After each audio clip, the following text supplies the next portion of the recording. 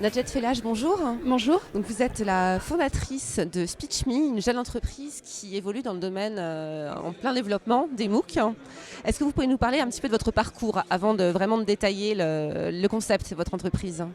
Oui, en fait, j'ai un parcours d'une dizaine d'années d'expérience avant de créer mon entreprise dans le monde de la formation professionnelle, puisque j'étais responsable de business unit dans des entreprises de conseil et de formation, où je manageais une trentaine de consultants, où on accompagnait les entreprises dans la montée en compétences au niveau des nouvelles technologies.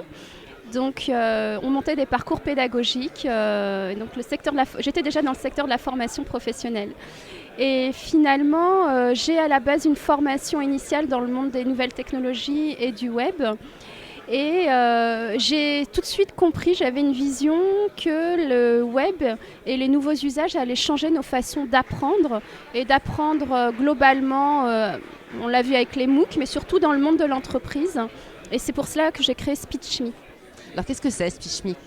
Alors SpeechMe, en fait, on est éditeur d'une solution logicielle qui permet aux entreprises de créer des parcours pédagogiques collaboratifs qui se basent avant tout sur s'appuyer sur les expertises dans les entreprises, où on donne les moyens aux collaborateurs de eux-mêmes transmettre leur savoir sous forme de vidéos, mais pas que, on a d'autres médias.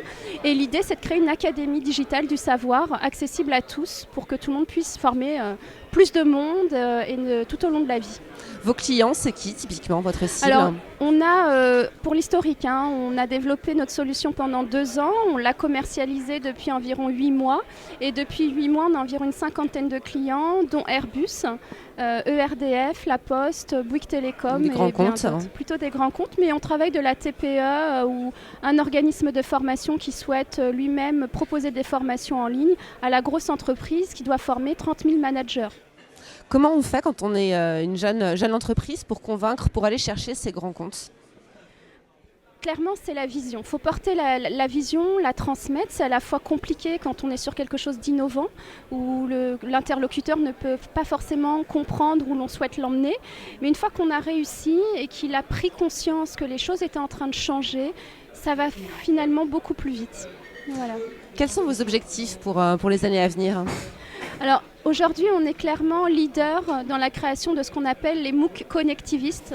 Pour la petite information, il y a 2 typologies de MOOC. Aujourd'hui, il y a les MOOC transmissifs où vous avez un enseignant qui transmet son savoir vers une masse d'apprenants, et le MOOC connectiviste où finalement ce savoir il est partout et il faut le connecter pour créer le parcours pédagogique. Donc on donne la main aux apprenants pour eux-mêmes en fait participer à la création de ce parcours pédagogique.